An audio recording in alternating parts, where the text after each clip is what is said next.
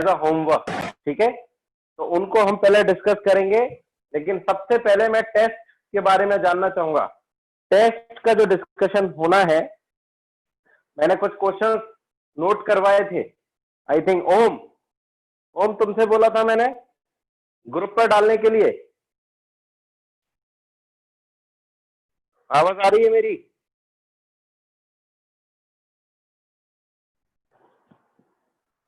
ओम सुन पा रहे हो तुम मुझे? अच्छा चलो ठीक है, कोई बात नहीं, एक मिनट। सर ठीक ओम ने है, अभी तक ज्वाइन नहीं कर पाया है। अच्छा ओम ने अभी तक ज्वाइन नहीं किया है, ठीक है। तो ग्रुप पर कुछ डाउट्स डले हुए थे यस सर। टेस्ट टेस्ट के, ठीक है। तो मैं उसी टेस्ट से स्टार्ट कर रहा हूँ डिस्कशन करना, ठीक है। तो मैं स्टार्ट कर रहा हूँ 1 to 10। कुछ डाउट बचे हैं टेस्ट के तो पूछो। 1 to 10 हम टेस्ट के डाउट्स ले रहे हैं पहले। 1 to 10 नहीं है, ठीक है। लास्ट 10 सेकेंड्स, 1 to 10 अगर कोई डाउट है तो। ओके, तनिष्क का आया है 8 क्वेश्चन, ठीक है। तो 1 to 10, इसके बावजूद भी अभी 8 क्वेश्चन बचा हुआ है। क्या दिक्कत है देखें जरा। तनिष्क क्या दिक्कत आ रही है 8 क्वेश्चन सर में? उसमें से मैंने सॉल्व किया सर, आंसर -2 आ रहा है, लेकिन सर वहां पे सर ऑप्शन दिया ही नहीं -2। क्या सॉल्व किया तुमने, कैसे? मतलब कि वहां पे सर मतलब मुझे क्वेश्चन तो याद नहीं सर, ऐसे तो पैरेलल करके था कुछ, उसमें सर मैंने सॉल्व किया था। तो सर आंसर मतलब कि सर रेशियो जो बन के आ रहा था मैं रेशियो के फॉर्मेलिटी से सॉल्व किया था। तो फिर सर जो मेरा आंसर आ रहा था ना सर, उसमें -2 होना चाहिए था आंसर मेरा, लेकिन सर -2 नहीं आ रहा था उसमें आंसर, वहां पे -2 लिखा नहीं हुआ था वहां पे। चलो ठीक है, तो तुम मुझे इसका सॉल्यूशन भेजोगे, देन भी मैं आपको बता दूंगा, ठीक है, 8 क्वेश्चन का, ठीक है। Okay sir. Okay sir. चलो, तो 8 क्वेश्चन में जिसको भी दिक्कत लग रही है वो अपना सॉल्यूशन भेज देगा, उसको मैं बता दूंगा 8 question. 10 to 20, 10 to 20। Okay Ayush, तो 8 क्वेश्चन तुम भी भेज देना अगर डाउट है तो। 10 to 20 कोई डाउट नहीं है, बहुत ही बढ़िया बात है ये तो। अच्छा, देवगुरु का आया है। Okay, 19th question. देवगुरु बताओ जरा क्या दिक्कत आ रही है 19th में? सर वो रिलेटिव मतलब रिलेटिव डेंसिटी के क्वेश्चंस कैसे अप्रोच करना है, बस ये बता दीजिए सर, थोड़ा आइडिया दीजिए। रिलेटिव डेंसिटी का बस तुम्हें एक फॉर्मूला याद रखना है। रिलेटिव डेंसिटी मतलब density with respect to water. तो आपको ये याद रखना है कि रिलेटिव डेंसिटी का जो फॉर्मूला होता है वो होता है डेंसिटी ऑफ द सब्सटेंस, जिस भी आप सब्सटेंस को देख रहे हो, divide by density of water at 4 degree Celsius, जो कि कितना होता है, density of water at the 4 degree Celsius होता है 1 ग्राम पर सेंटीमीटर क्यूब, या फिर अगर आप केजी में करो, ऐसा यूनिट में करो तो 1000 केजी पर मीटर क्यूब। बस ये फॉर्मूला लगाना है तुम्हें और सारे आंसर्स आ जाएंगे। देवगुरु हो जाएगा? यस सर, नहीं होगा सर मैं आपको भेज दूंगा। बता देना मेरे को, ठीक है ठीक है, नो प्रॉब्लम। ओके, 15 सचिन का क्वेश्चन आ रहा है। 15 सचिन बताओ जरा क्या दिक्कत आ रही है क्वेश्चन 15 में? सर अभी क्वेश्चन याद नहीं सर, पर इसका आंसर नहीं आ रहा था। तो तुम्हारे पास टेस्ट पेपर नहीं है अभी? सर टेस्ट पेपर अभी नहीं है।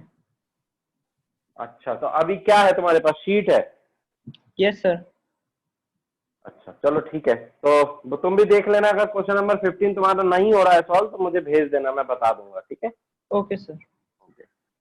सो आई थिंक अब न्यूमेरिकल क्वेश्चंस बचे हुए हैं सिर्फ, और उसमें अगर कोई डाउट है तो पूछ सकते हो। तो 20 to 25।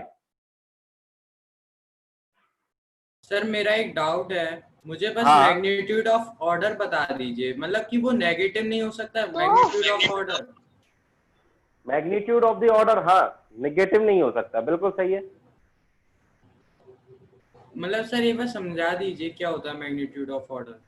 देखो जरा, ये जो हम लिखते हैं a into 10 to the power b, ठीक है। सो 10 to the पावर b जो है, this is called order, and b is the order of magnitude.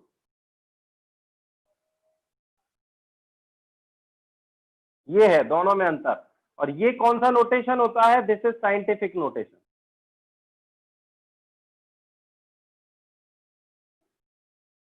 बस, अब हो जाएगा। Yes sir. ठीक है, चलो ठीक है। और कोई डाउट बचा? 22 एकता बताओ जरा, 22 क्या दिक्कत आ रही है 22 में? माइक ऑन करो। अच्छा माइक चलता नहीं है तुम्हारा।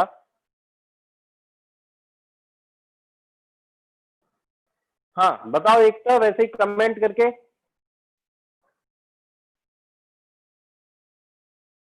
सो क्वेश्चन नहीं हो पा रहा, ओके, तो मैं 22 क्वेश्चन एकता तुम मुझे सेंड कर देना, मैं तुम्हें बता दूंगा, ठीक है? ओके चलो ठीक है। तो यहाँ पर हम पेपर हटाते हैं। किसी को कोई दिक्कत अगर आए एक्स्ट्रा, अगर तुम पेपर देखो तुम्हें और अगर प्रॉब्लम्स आए तो तुम बता देना, हम डिस्कस कर लेंगे, ठीक है? चलो, तो ये था टेस्ट का। अब हम आते हैं शीट पर, शीट के डिस्कशन पर। तो सबसे पहले मेंस के क्वेश्चन ये करना चाहोगे या काइनेमेटिक्स के? कमेंट करके बताओ।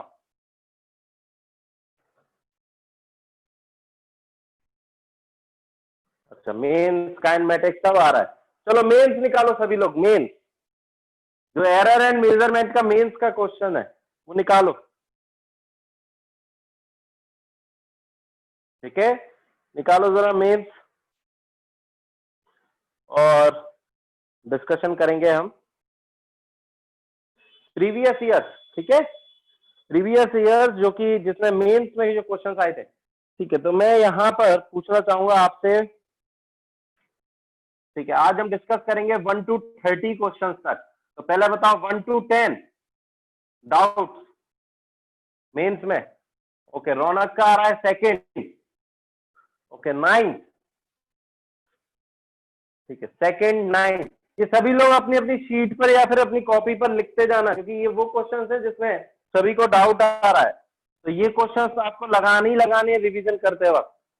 6th 10th, ओके चलो तो स्टार्ट करते हैं क्वेश्चन नंबर 2 से।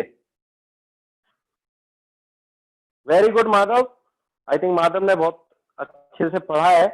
Dimension of 1/μ0 epsilon naught. तो देखो 1/μ0 एप्सिलॉन नॉट, इसकी अगर हमें डायमेंशन चाहिए तो हमें एक फॉर्मूला याद होना चाहिए, ठीक है? तो फॉर्मूला मैं आपको बता देता हूं। फॉर दिस क्वेश्चन फॉर्मूला होता है C = 1/√μ0 epsilon naught. C is the speed of light. C क्या है? Speed of light. ये फॉर्मूला याद होना चाहिए। अब आई थिंक तुम निकाल दोगे इसकी डायमेंशन क्या आएगी, ठीक है? स्पीड की डायमेंशन क्या होती है? LT-1, और इसका होल स्क्वायर करूंगा तब बनेगा 1/μ0 एप्सिलॉन नॉट की डायमेंशनल। तो μ0 एप्सिलॉन नॉट की अगर डायमेंशनल फॉर्मूला चाहिए तो ये बन जाएगा L⁻² and T⁻²। This is the dimension. तो ये फॉर्मूला याद रख लेना फॉर दिस क्वेश्चन। इसके बाद आते हैं हम क्वेश्चन नंबर 9 पर, नहीं 6, क्वेश्चन नंबर 6। सर हाँ सर मेरा सर 5th क्वेश्चन में सर एक डाउट था बस कि मतलब बी जैसे हमने बी क्रॉस ए लिया है तो सर जो अगर हमने ए क्रॉस बी का एंगल थीटा लिया है तो बी क्रॉस ए का 360 माइनस थीटा ले सकते हैं ना? क्यों ले सकते हैं सर कौन ने क्योंकि बोला? डायरेक्शन ए क्रॉस बी की सर बी क्रॉस ए के ऑपोजिट होगी ना? हाँ बिल्कुल सही है। तो सर 360 जो माइनस थीटा है वो क्या है? Sir angle between A and B. ठीक है, तो angle between A and B थोड़ी बदल जाएगा, चाहे तुम ए क्रॉस बी करो या बी क्रॉस ए करो। पर सर डायरेक्शन तो चेंज हो जाएगी ना?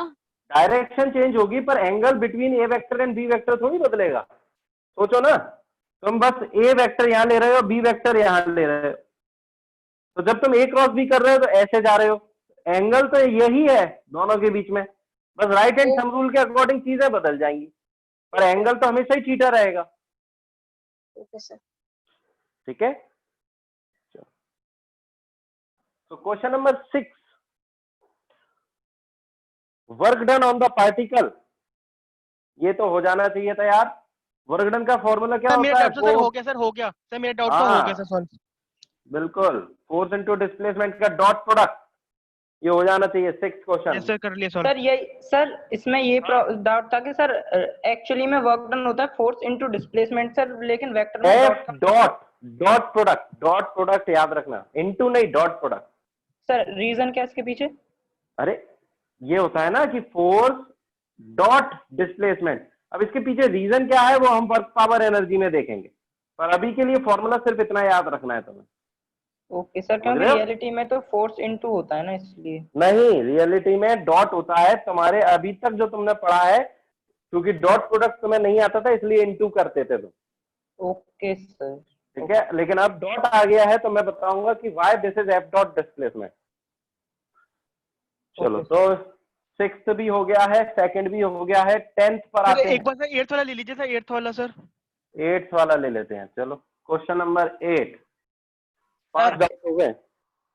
विच of the following units denote the dimension? Q denote the electric charge. Sir हाँ सर इसमें सर 6 वाले में सर स्केलर प्रोडक्ट लेते हैं सर, वो तो मतलब डॉट प्रोडक्ट जो है स्केलर प्रोडक्ट होता है। हाँ बिल्कुल। तो उसमें सर माइनस और प्लस से मतलब उसी तरह उसके वो आएगा ना सर, वेक्टर नहीं जाएगा फिर वो माइनस प्लस से। कौन सा माइनस प्लस का? सर तो मैं तो सिर्फ माइनस का 7 या प्लस अरे का 7 दिया गया है। अरे डिस्प्लेसमेंट क्या होता है? Final position vector minus initial position vector. अब वो कहां से कहां ले जा रहा है? ओरिजिन से ले जा रहा है 2i माइनस जे कैप तक, और कितना फोर्स लगाकर?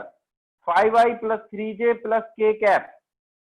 और डॉट ओरिजिन से फाइनल कहां तक ले जा रहा है वो? 2i minus J. तो 2i minus J minus origin 0i plus 0j plus 0k। बस का डॉट प्रोडक्ट करना है। कितना हो जाएगा? 5 2 सर वो 10 माइनस 3। 2k होगा, 2k। कहां पर? फोर्स में। सर अच्छा, वहाँ पे फोर्स। सर वैसे कोई अंतर नहीं पड़ेगा। ऐसे कोई अंतर नहीं पड़ेगा क्योंकि यहाँ पर के में है ही नहीं, तो प्लस 7 इज द आंसर। ठीक है, पुष्पेंद्र क्लियर है? कोई डाउट तो नहीं है किसी को? No sir. चलो, अब क्वेश्चन नंबर 8 की बात हो रही थी। क्वेश्चन नंबर 8 में कुछ यूनिट्स ऐसी हैं जो शायद तुमने अभी नहीं देखी, देख लेते हैं। Which of the following units denote the dimension ml square divide by q square, where q is the electric charge. तो अगर हम q को देखें तो q का क्या होता है? Ampere into time. तो ये क्या बन जाएगा? ml square ampere minus 2 T की पावर माइनस 2। अब ये किसकी डायमेंशन है ये हमें पता लगाना है। वेबर पर मीटर स्क्वायर, वेबर जानते हो क्या होता है? वेबर, वेबर की डायमेंशन ये पता होना चाहिए। वेबर होता है फ्लक्स, समझ रहे हो? Weber is the flux. ये सब चीजें तुम्हें चार्ट में मिलेंगी। अच्छा, अभी तुम्हें ये नहीं पता है वेबर वगैरह, तो मैं यही कहूंगा तुम्हें इस क्वेश्चन को करने के लिए सीधा चार्ट जो शीट में दिया है, इन द शीट, तब ये क्वेश्चन हो जाएगा। ठीक है, इसी तरीके से यहां हेनरी अगर बात करते हैं, हेनरी, तो देखो फ्लक्स जो होता है उसको 5 से रिप्रेजेंट करते हैं, और 5 इक्वल टू होता है Li। तो ये जो चीज होती है 5 डिवाइड बाई आई, ये बनता है हेनरी।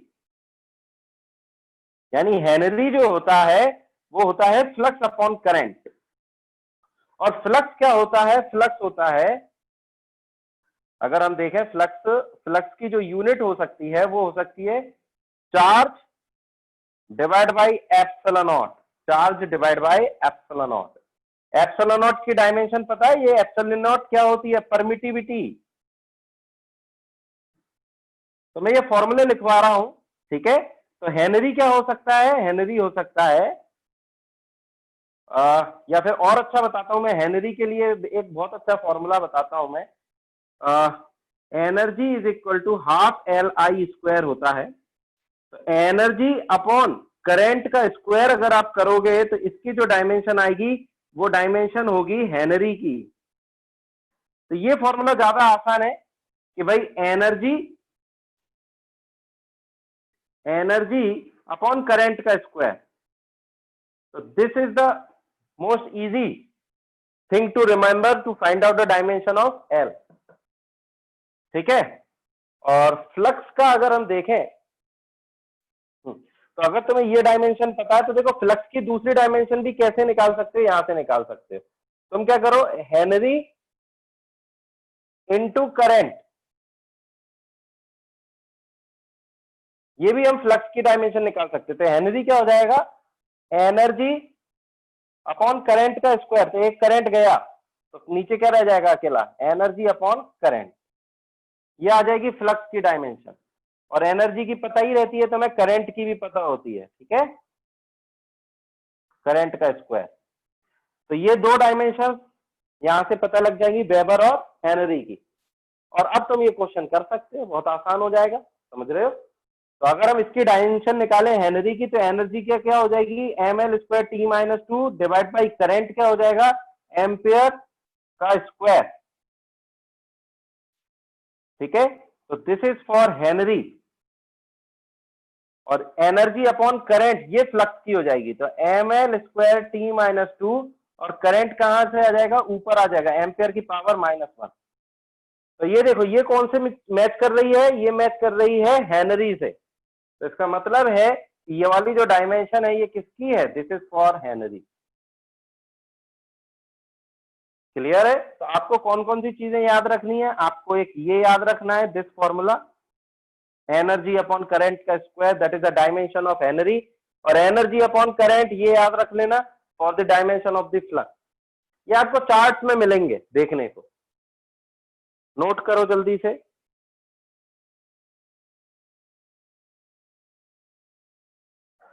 ठीक है, तो ये था question 8। Okay, then question 9, ready RAD। ये तो सिंपल लर्निंग क्वेश्चन है। ठीक है, तो मैं इसको नहीं करवाऊंगा, इसको सीधे सीधे आपको लर्न करना है। 10th, dimension of magnetic field. Magnetic field का फॉर्मूला क्वेश्चन नंबर 10 में है। हमें डायमेंशन, हाँ सर इसमें सर बस एक डाउट आ रहा है कि सर इसमें हमें सिस्टम चेंज, मतलब जैसे अगर हम थ्योरेटिकली लिखें तो इसमें सिस्टम चेंज करना होगा ना हमें, क्योंकि कहाँ पर, हमने कौन से क्वेश्चन में, सर 10th में, क्योंकि सर आई और टी जो होते हैं वो मतलब नॉर्मली हम कहते हैं कि वो डेज यूनिट्स होती हैं, बट यहाँ पर कूलॉम को माना है सर। हाँ तो हमें कूलम में रिप्रेजेंट करना है, क्या दिक्कत है। तो सर यहाँ करंट पर को कूलम इनटू टाइम लिख देना, कूलम अपॉन टाइम। पर सर जो डायमेंशनल फॉर्मूला है वो तो सर कूलम में ही है, तो सर उसके लिए तो हमें हमें ऑप्शन के अकॉर्डिंग, हमें ऑप्शन, बिल्कुल हमें ऑप्शन के अकॉर्डिंग चलना होगा। सर इसमें सिस्टम नहीं चेंज होगा। बिल्कुल हो गया है, बिल्कुल हो गया है चेंज। सर क्या आप एक दिक्कत बार है, इसको थ्योरेटिकली लिख के दिखा दीजिए सर, मतलब ये वाला सिस्टम चेंज करने वाले क्वेश्चंस आते नहीं है सर। सिस्टम चेंज का क्या मतलब है कि आपके पास जहां जहां एम्पेयर आ रहा है उसको coulomb into coulomb upon time से रिप्लेस कर दो, बस। डेफिनेशन थोड़ी बदल जाएगी, एम्पेयर की डेफिनेशन तो वही रहेगी ना, चार्ज अपॉन टाइम, बस। तो मैग्नेटिक फील्ड का फॉर्मूला पता होना चाहिए कि भाई मैग्नेटिक फील्ड का फॉर्मूला हम कैसे निकालें। कोई बताएगा मुझे मैग्नेटिक फील्ड का फॉर्मूला। Sir MT - 2 A - 1। क्या, शुरू से बोलो। MT - 2 A - 1। अच्छा, मतलब तुम्हें सीधे BQ sin थीटा। मैग्नेटिक फील्ड की अगर मुझे डायमेंशन निकालनी है तो मैं कौन सा वाला फॉर्मूला याद रखूं। अच्छा ये सर, मैं वो पूछ रहा हूं। F/Q × V sin। हाँ बिल्कुल सही है, बिल्कुल सही है, वेरी गुड। sin थीटा। मैग्नेटिक फील्ड के लिए फॉर्मूला याद रखो तुम, फोर्स सर आपको इज इक्वल टू डायमेंशन बता रहा था। Q B B. बिल्कुल, हाँ मतलब समझ गया था मैं तुम्हारी बात। अगर तुम्हें डायमेंशन ही याद है तो दैट्स मोस्ट, मतलब बहुत ही बढ़िया। लेकिन अगर याद नहीं है तो आप ये याद रख सकते हो कि ये फॉर्मूला होता है। साइन थीटा की तो कोई डायमेंशन नहीं, इसको हटा ही दो। तो फोर्स की dimension divide by dimension of the charge divide by dimension of the velocity, and that is dimension of magnetic field density. यही होती है मैग्नेटिक फील्ड। तो फोर्स की क्या हो गई, MLT - 2। चार्ज की क्या हो गई, एम्पियर इनटू टाइम। और वेलोसिटी हो गया है LT माइनस 1, खत्म। अब इन्होंने करंट, देखो इन्होंने करंट को मतलब जो चार्ज को चार्ज ही लिखने दिया, यानी कूलम में ही रिप्रेजेंट कर दिया। तो बस जो भी आंसर आएगा कूलम में छोड़ देना, तो ये हो जाएगा MT माइनस 1 C माइनस 1। किसी को कोई दिक्कत है तो पूछ सकते हो। अगर ये फंडामेंटल में जाता तो फिर कूलम को हम एम्पियर इंटू टाइम से रिप्लेस करते। तो ये था 10th क्वेश्चन। अब आते हैं हम 10 to 20। चलो बताओ भाई 10 to 20। 12th और ओके अकेला 12th आ रहा है, 17th भी आ रहा है माधव का, ओके 15 भी आ गया रौनक। बस मेरे ख्याल से इतने काफी हैं 10 सवालों में। 13 14th भी लिया है, नहीं मानोगे? पूरे ही पूछ लो, बहुत बढ़िया। 12th question, current voltage relation दिया है, अप्लाइड वोल्टेज, और student makes an error measuring, okay, while measuring the current, what will be the error in the value of the current in milli ampere.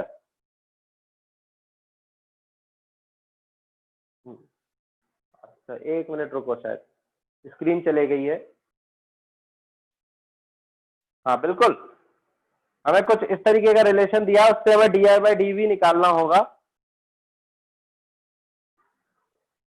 ठीक है, थोड़ा सा time लगेगा, मेरे ख्याल से स्क्रीन चली गई है। ठीक है, so just for the little bit time हम यहाँ पर होल्ड पर डालेंगे चीजों को। ठीक है, डिस्कशन मैं यहाँ पर होल्ड पे डाल रहा हूँ। सर स्क्रीन आ रही है? नो सर, स्क्रीन आ रही है नहीं, सर। अरे मेरे पास जो शीट थी उसकी स्क्रीन बोल रहा हूँ। Okay sir. ठीक है, बस 1 मिनट रुको, आने वाला।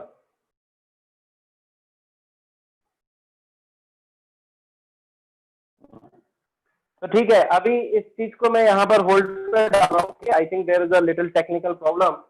तो 10 to 20 ये वाले जो डाउट्स हैं ये मैं यहाँ लिख लेता हूँ, 12 17 15 13 14। बाकी हम बाद में देखेंगे थोड़ा सा। ठीक है, तो अभी थोड़ा सा कुछ पढ़ लेते हैं, फिर लास्ट में जाके मैं और डिस्कस कर लूंगा चीजों को। तो हम फ्री फॉल पे थे, और फ्री फॉल में हमने कुछ चीजें देख ली थी।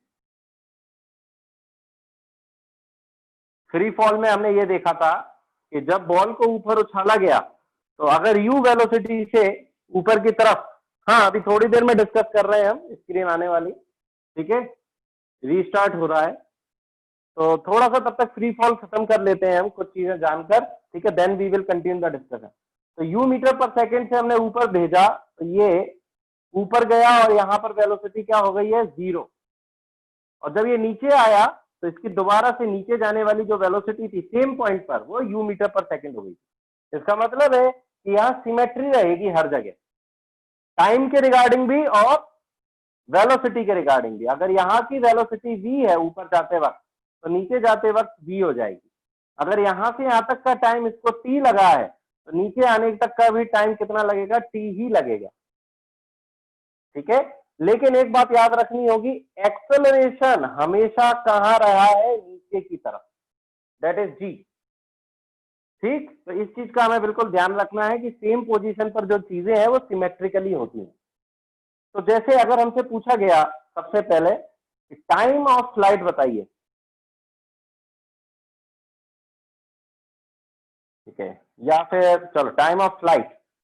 टाइम ऑफ फ्लाइट ये हमने पहली टर्म निकाली है, इसको हम डिफाइन कैसे करेंगे, the time during which ball is in air, ball is in air. तो कितना टाइम लगेगा इसको अगर हम u वेलोसिटी से प्रोजेक्ट कर रहे हैं, तो टोटल टाइम ऑफ फ्लाइट अगर हमें निकालना है, तो देखो अगर हम let it be total time of flight कितना ले लें, t। हाँ बिल्कुल सही है, तो अगर हम t टाइम ले लेते हैं टोटल, तो यहां से यहां तक जाने वाला टाइम कितना हो जाएगा, t/2, और नीचे आने वाला टाइम भी कितना हो जाएगा, t/2। सो अगर मैं अपवर्ड जनरी के लिए देखूं, अपवर्ड जनरी के लिए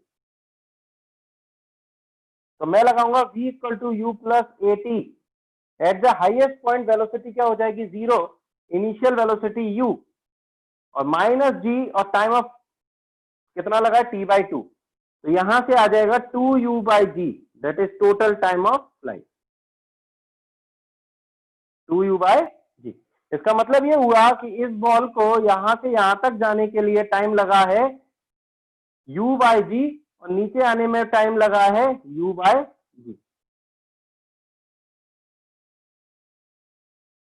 ठीक है, तो ये हमें याद रखना है, total time of flight. Sir t/2 क्यों लिया आपने? क्योंकि आधा अपवर्ड जननी है ना, यहां पर वेलोसिटी क्या है, 0। पूरा जो टाइम है वो मैंने t लिया है, तो आधा टाइम कितना हो जाएगा, t/2 अपवर्ड जननी के लिए। सर जो आपने यहाँ- t लिया था, वो t लिया था जो वो पूरा था, मतलब ऊपर से बिल्कुल। नीचे आने का। हाँ बिल्कुल, ओके। ठीक है, ये पूरा था t, यहां से यहां तक पूरा, तो आधा आधा बटेगा। ठीक है, अब मैं आपसे पूछूंगा मैक्सिमम हाइट, बताओ मैक्सिमम हाइट कितनी आएगी, जिसको मैं h नाम दे रहा हूं। मैक्सिमम हाइट h कितनी होगी, हम कौन सी इक्वेशन लगा सकते हैं, हम थर्ड इक्वेशन का यूज कर सकते हैं यहाँ पर। तो मैं इस यूज करूंगा v square equal to U square plus 2as। तो फाइनल वेलोसिटी क्या है, 0, इनिशियल वेलोसिटी होगा u square minus 2g into H. यहां से h कितना आ गया, u square divide by 2g, u square divide by 2g, this is our h। बहुत ही सिंपल सी चीजें हैं।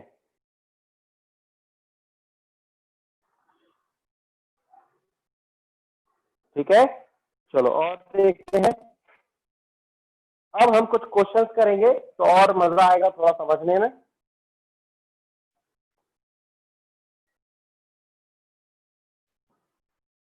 सर मेरा एक डाउट है। हाँ पूछो। सर एक्सेलरेशन होता है v dv by ds, तो अगर हाँ। इंस्टेंटेनियस वेलोसिटी 0 हो जाएगी तो उस हिसाब से इंस्टेंटेनियस एक्सेलरेशन भी 0 हो जाएगा। अगर उस समय क्या 0 हो जाएगी, इंस्टेंटेनियस वेलोसिटी। अच्छा ये वाला तुम बोल रहे हो ना, v dv by dx is equal to acceleration. हाँ बिल्कुल ठीक है। तो सर अगर v 0 होगा तो a भी तो 0 हो जाएगा। यहाँ से बोल रहे हो ना, तो इसका Yes, क्या करोगे। सर जब RHS में v 0 हो ही गया तो सर वो भी 0 ही हो जाएगा ना, मल्टीप्लाई में। और मैं अगर तुमसे ये बोलूं कि 0 इंटू इनफाइनाइट होगा तो क्या बोलोगे, हम इसको 0 बोल पाएंगे क्या, नो सर। नहीं। ठीक है, तो ये जो चीज है, ये जो चीज है, ये दोनों पे डिपेंड करेगी एक्चुअल में। ठीक है, तो ये चीज हम कब लगाते हैं, जब हमें dv by dx के बारे में जानकारी हो और वेलोसिटी के बारे में जानकारी हो। अगर हमें यहां से ये समझ में आ रहा है कि dv by dx not equal to 0, ठीक है, और ये वेलोसिटी की अगर हम बात करें तो जरा देखिए, ये इंस्टेंटेनियस वेलोसिटी जो तुम यहाँ ले रहे, अगर यह 0 हो गई लेकिन dv by dx 0 नहीं हुआ, वो कुछ इनफाइनाइट टाइप से है, तो फिर क्या करोगे, फिर वहां पर एक्सेलरेशन डिफाइन नहीं कर पाओगे। तो इस क्वेश्चन को, इस चीज को लगाने के लिए दोनों की जरूरत पड़ती है, वेलोसिटी की भी और dv by dx की भी। क्लियर। Yes sir. तो जब तक dv by dx के बारे में प्योर इंफॉर्मेशन नहीं होगी, हम कुछ भी नहीं कह पाएंगे एक्सेलरेशन के बारे में।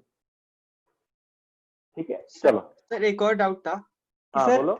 इंस्टेंटेनियस वेलोसिटी का मॉड का मैग्नीट्यूड इंस्टेंटेनियस स्पीड कैसे होता है। स्पीड में क्यों, जैसे तुम स्पीडोमीटर देखते हो अपनी गाड़ी का, तो वो क्या देता है, इंस्टेंटेनियस स्पीड ही तो देता है।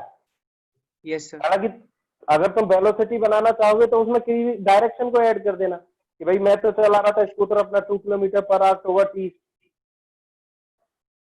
ठीक है, हाँ, instantaneous displacement equal to distance, बिल्कुल सही है। चलो अब एक क्वेश्चन करते हैं। हाँ सर अगर मेरा एक हमें डाउट था। एक एक करके, हाँ बोलो। बोलो। सर मेरा एक डाउट था कि जैसे फॉर एग्जांपल हमने इंस्टेंटेनियस जो हाँ सर जैसे हमने इंस्टेंटेनियस वेलोसिटी ऐसे मानी कि पार्टिकल ए से बी गया और सी उसके डायगोनली ऑपोजिट एंड पर है, और सर ये जो हाँ ठीक है, पूरा पाथ जो कवर हुआ वो सर 1 सेकंड में हुआ, तो हाँ और हो हम गया तो सर इस केस में सर इंस्टेंटेनियस वेलोसिटी का मैग्नीट्यूड स्पीड के बराबर कैसे आ जाएगा नहीं सर? तो तुम ये बताओ 1 सेकंड से छोटा इंटरवल होता नहीं है क्या? dt क्या 1 सेकंड होता है? नहीं सर, पर हमने मान लिया सर सपोज dt 1 से मतलब बहुत ही छोटा इंटरवल है, उस केस 1 में सर सेकंड तो अच्छा खासा हो गया, 1 सेकंड तो बहुत ज्यादा इंटरवल हो गया। तो तुम तो सर यहाँ फिर पर कोई भी स्मॉल सेकंड मान लीजिए। dt वो होता है जो तुम सोचो उससे भी छोटा, समझ रहे हो? हाँ सर, सर अगर हाँ सर उतनी छोटे इंटरवल में सर ये ए से बी और बी से सी चला है, तो सर इस केस में इंस्टेंटेनियस वेलोसिटी का जो मॉड होगा वो इंस्टेंटेनियस स्पीड के बराबर थोड़ी ना आएगा, क्योंकि सर डिस्प्लेसमेंट नहीं है ना इक्वल उसके। नहीं तो तुम इंस्टेंटेनियस वेलोसिटी किसके लिए निकालना चाहते हो, ए से सी तक के लिए या अलग अलग? बताओ सर मुझे। ए से सी तक के लिए। ए से सी तक के लिए तो ये हो गया displacement, yes sir.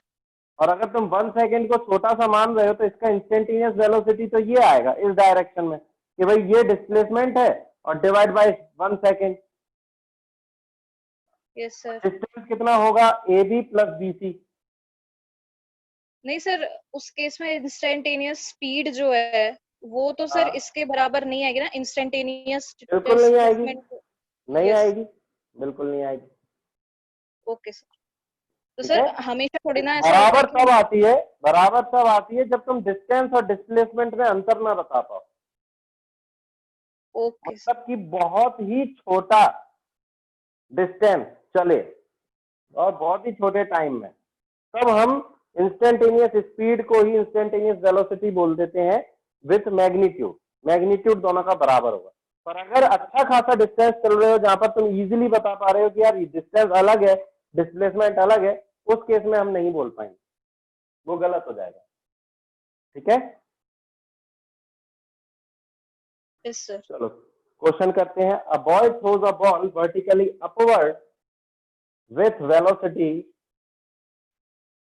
with 15 meter per second, ठीक है, और the ball was released, the ball was released when it was at 2 meters above the ground. So the another ball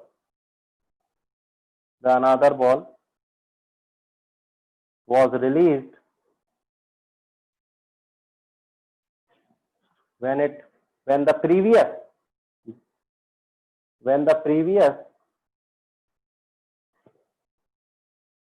एक मिनट, थ्रो करता है vertically upward, the ball was release when it was above the ground. एक minute, यहाँ पर थोड़ी सी गड़बड़ हो रही है। ओके रुको जरा, सेमी बॉल है, ठीक है, सेमी बॉल है the ball when it was, चलो यही है, अच्छा क्वेश्चन है। When it was at 2 metre above the ground. तो देखो ये क्वेश्चन की इंग्लिश जो है ना वो तुम्हें समझनी होगी, क्योंकि कई बार इंग्लिश में घुमाते हैं, तो यहाँ पर हो सकता है तुम घूम जाओ।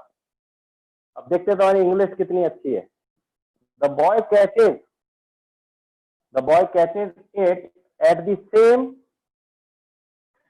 Point, the boy catches it at the same point as the point of projection,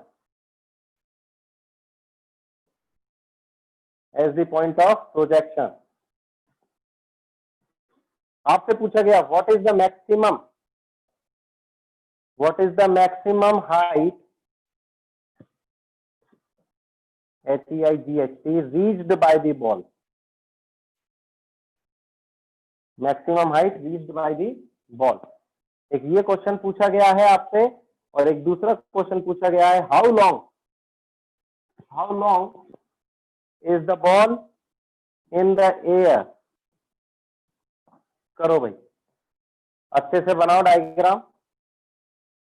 diagram में ही सब छुपा हुआ है। मैं तुम्हें पहले ही बता चुका हूं, फिजिक्स में अगर तुम्हें क्वेश्चंस करने हैं तो अगर डायग्राम तुमने सही बना लिया 50% जंग जीत ली वहां।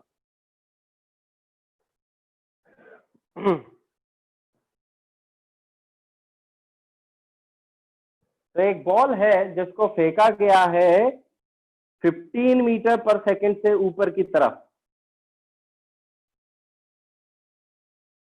ठीक है, 15 मीटर पर सेकंड से ऊपर की तरफ फेंका गया, और जो बॉय था उसने फेंका वो।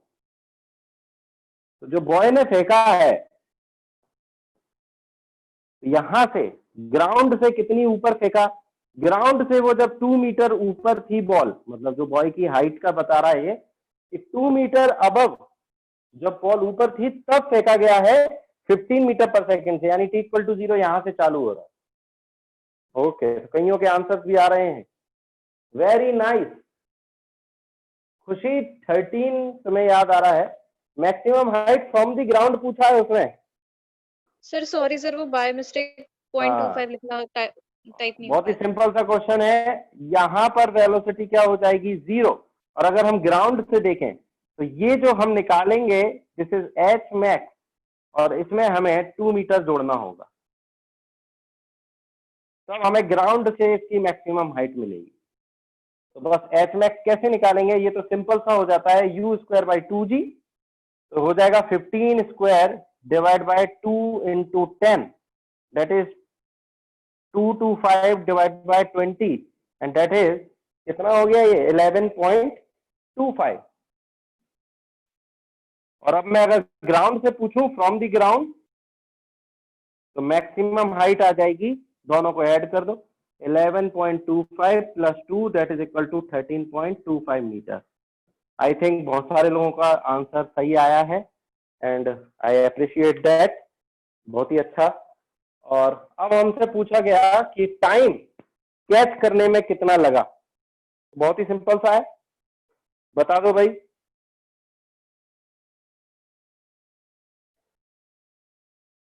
बिल्कुल सही है, टाइम दोबारा से जब ये आएगा तो डिस्प्लेसमेंट कितना हो जाएगा टाइम के लिए, 0।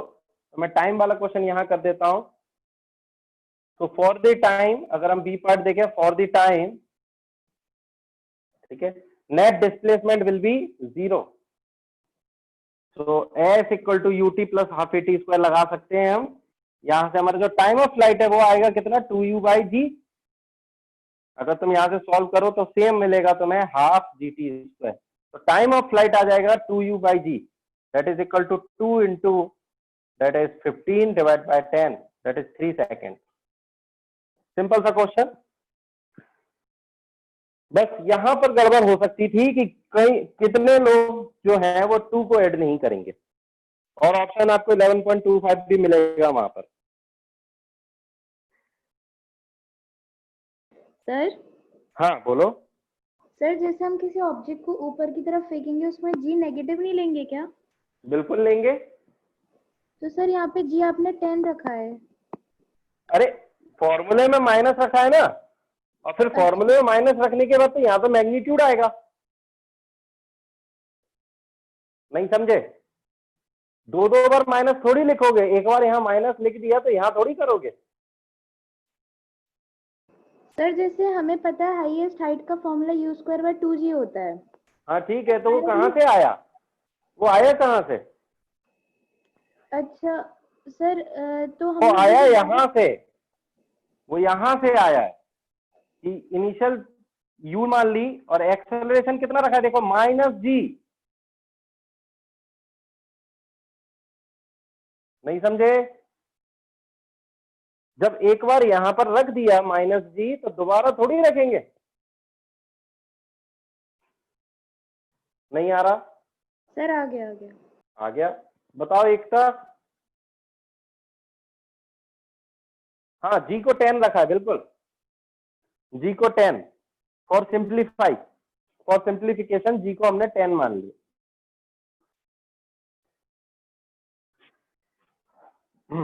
चलो आगे बढ़ते हैं।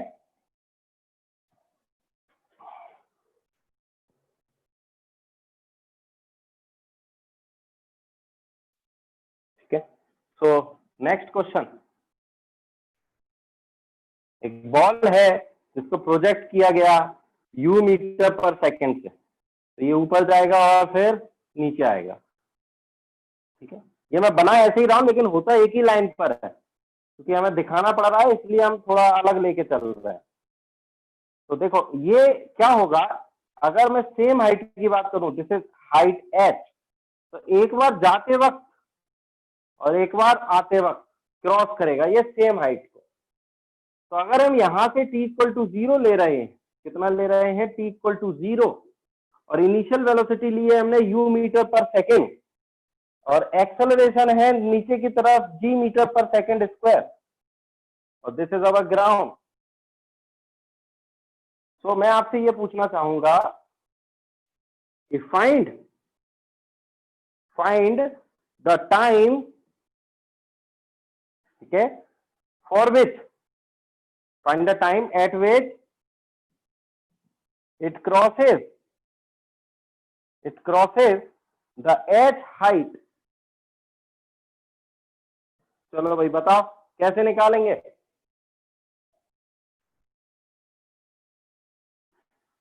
कितनी बार आएगा टाइम, 2 बार, एक बार t इक्वल टू 0 पर और एक बार t2 पर। तो यहां आएगा t equal to t1 time, और ये टाइम हो गया यहां से यहां तक का, और एक बार मिलेगा जब ये वापस आएगा तो t equal to t2 time पर।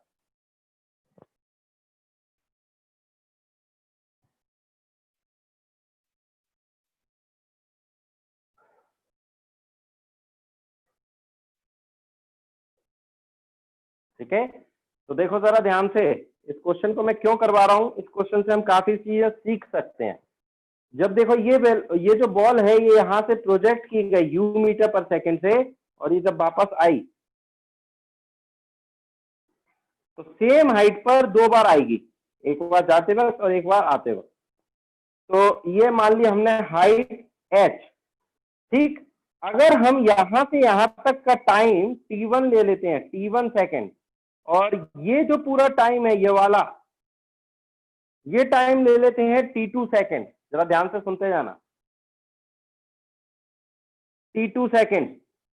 तो मुझे ये बताओ कि ये जो सेम हाइट पर 2 बार आ रहा है, ये एक बार t1 पर एक बार t2 पर, t1 प्लस t2 की अगर मैं बात करूं तो ये दोनों किसके बराबर होंगे, दोनों होंगे किसके बराबर, टाइम ऑफ फ्लाइट के बराबर। ये सोच पा रहे हो, this is a very important result, कि सेम हाइट पर 2 बार आता है ऑब्जेक्ट, एक बार जाते वक्त और एक बार आते वक्त। और ये देखो, ये अगर t1 टाइम है तो ये भी तो कितना टाइम है, ये भी तो t1 ही लगेगा सिमेट्री के अकॉर्डिंग। तो अगर हम इसको t2 मान लें और इसको t1 मान लें तो this is the time of flight, t1 plus t2।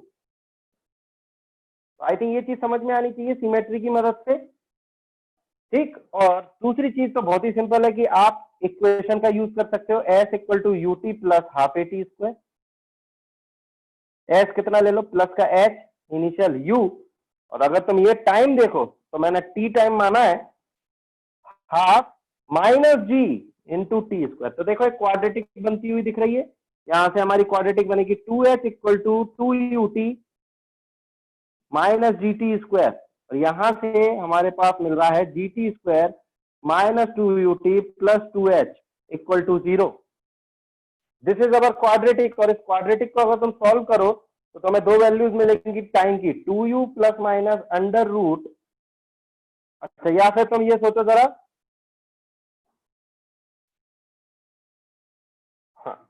t1 into t2, t1 into t2 that is c by a, product of the root.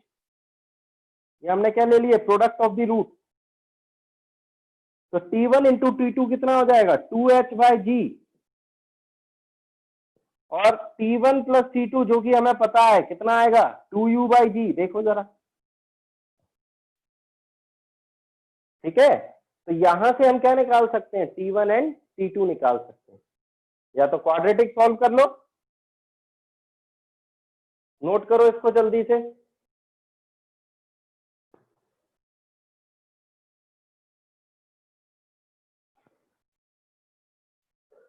Sir t1 plus t2 से टाइम ऑफ फ्लाइट कैसे हो sir, एक और बार explain कर दीजिए sir. Net देखो जरा, यहां से यहां तक जाने में कितना टाइम ले लिया हमने, t2, और जब यहाँ से यहाँ गया तो टाइम कितना ले लिया, t1। तो ये सिमेट्री के अकॉर्डिंग अगर हम देखें तो ये t1 है, तो ये भी तो t1 होगा। तो t2 में अगर मैं t1 ऐड कर दूं तो यहाँ से पूरा घूमकर वापस आ जाएगा, that is time of flight. Okay sir. Sir T2 हमने ग्राउंड से लिया है।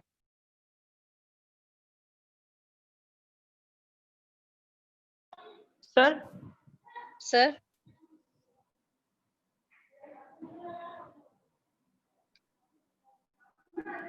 सर T2 हमने ग्राउंड से लिया है क्या?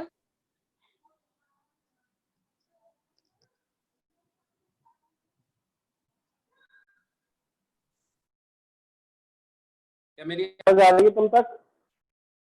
Yes sir. चलो बढ़िया, किसी को कोई सर डाउट है इसमें तो पूछ सकता है। सर हमने T2 ग्राउंड से लिया है ना? बिल्कुल, यहाँ से ही चालू करेंगे t=0। सर T2 हाँ t2 भी यहीं से लेंगे ना, टाइम है वो, कोई हाइट थोड़ी है जो ग्राउंड से लोगे। टाइम कहाँ से स्टार्ट हुआ है, प्रोजेक्शन से। Yes sir. ये टाइम है। हाँ ये जो आपने ऐसे equal to T plus half T square में ये कौन सा टी लिया है आपने, टोटल टाइम लिया है?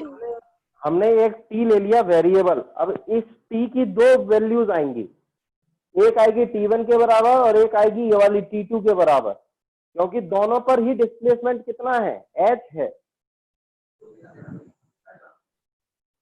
समझ रहे हो?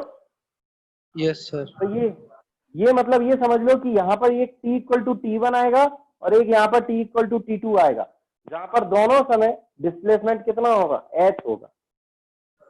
Okay sir. ठीक है, तो देखो जरा यहाँ से हमें ये सारी चीजें पता लग गई। और अब तुम चाहो तो सम ऑफ द रूट या डिफरेंस ऑफ द टाइम भी निकाल सकते हो यहाँ से। तो मैं चाहूंगा कि आप डिफरेंस ऑफ द टाइम भी निकाल कर रखो। तो जैसे अगर मैं t1 माइनस t2 निकाल, सॉरी t2 ज्यादा बड़ा होगा, तो t2 माइनस t1 अगर हम निकालें तो हम कौन सा फॉर्मूला लगा सकते हैं, t1 प्लस t2 का whole square minus 4t1 t2। तो हमारे पास डिफरेंस ऑफ द टाइम भी आ जाएगा। तो ये हो जाएगा 2u/g का whole square minus 4 into 2h/g। तो दिस इज द डिफरेंस जो यहां से यहां तक जाने में जो टाइम लगा है। This is t2 minus t1। ठीक है, तो हम यहां से कंक्लूजन निकाल सकते हैं कि the time taken to reach at the same height, ठीक है, कितना लगेगा, सेम हाइट पर पहुंचने में जो टाइम लग रहा है वो लग रहा है t2 माइनस t1। और वो हमने कितना निकाला यहां से, √2u/g का whole square minus 4 into 2h/g। Same height कितनी, h हाइट।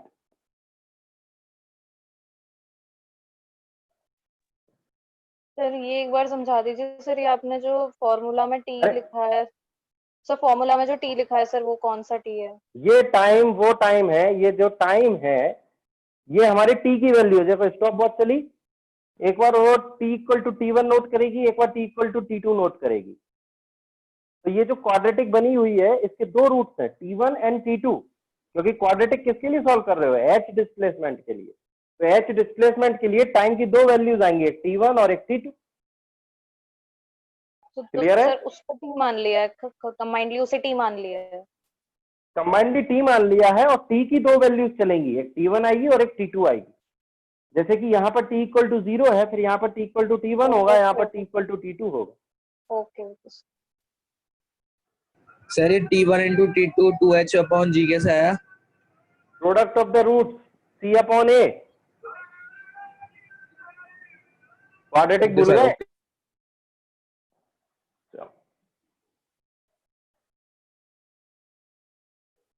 स्क्रीन क्लियर नहीं आ रही क्या विपुल?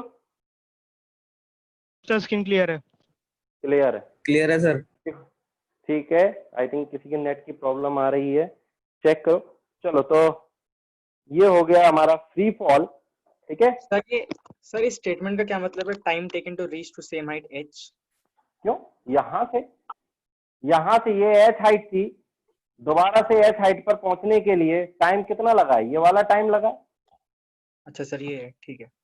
This is t2 minus t1। Okay sir.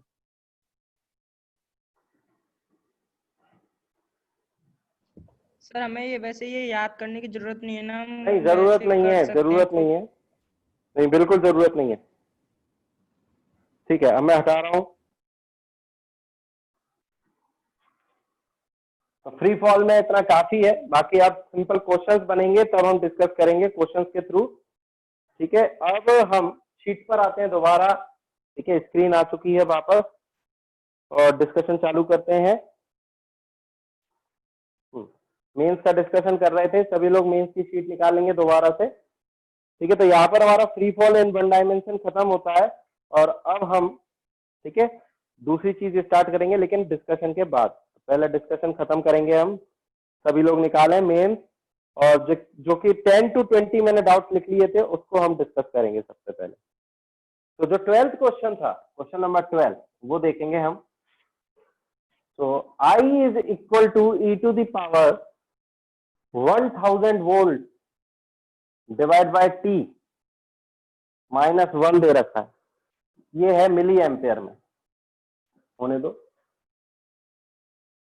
Where the applied voltage is V and temperature T is in Kelvin makes an error measuring, तो voltage में जो error measuring है वो है plus minus 0.01 volt. Okay, no problem.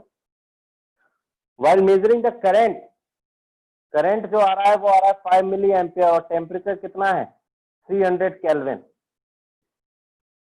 What will be the error in the value of the current? तो क्या करना होगा हमें डेल्टा आई चाहिए। कोई बताएगा मुझे?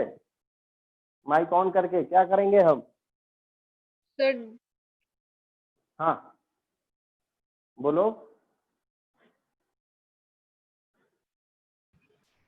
सर पहले आई की जगह 5 पुट कर देंगे और उसके बाद ई की पावर 1000 v/t की वैल्यू आ जाएगी सर। बिल्कुल सही है, वेरी नाइस। तो सबसे पहले अगर हम देखें तो हमें एरर चाहिए यानी डी आई चाहिए और मुझे डीवी पता है, तो मैं ऐसा करता हूं कि डी आई बाई डीवी कर देता हूं ना। तो इसका जब मैं डिफरेंशिएशन करूंगा तो ये कितना मिलेगा, ई की power 1000 D by T into 1000 by T milli ampere. Differentiation कर दिया हमने विथ रिस्पेक्ट टू वोल्टेज, ये कांस्टेंट क्वांटिटी बाहर आ गई। डिफरेंशिएशन में किसी को कोई दिक्कत? और अब मुझे डी आई चाहिए, डी आई चाहिए और मेरे पास क्या है e to the power 1000 V by T into 1000 by T और इंटू डीवी कर रहा हूं और ये डी आई मुझे मिलेगा किसमें, मिली एम्पियर में। तो इसकी वैल्यू कहां से लाऊं मैं? मेरे पास डीवी भी है, ठीक है, ये दिया है डीवी, मेरे पास टेम्परेचर भी है। तो डीवी की इसकी वैल्यू हम कहां से लाएंगे? इसकी वैल्यू हम लाएंगे by I is equal to, ये जो वैल्यू दी है e to the power 1000 V by T minus 1, यहां से मैं लाऊंगा जब मैं 5 मिली एम्पियर रख दूंगा। तो ये मिलेगा मुझे 5 milli ampere plus 1 that is equal to E to the power 1000 V by T.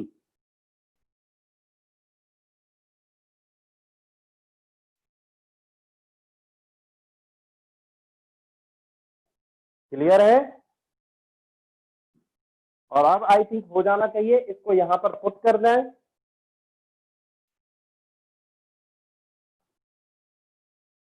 ठीक है, तो ये कितना हो जाएगा total 5 plus 1 that is 6 milli ampere.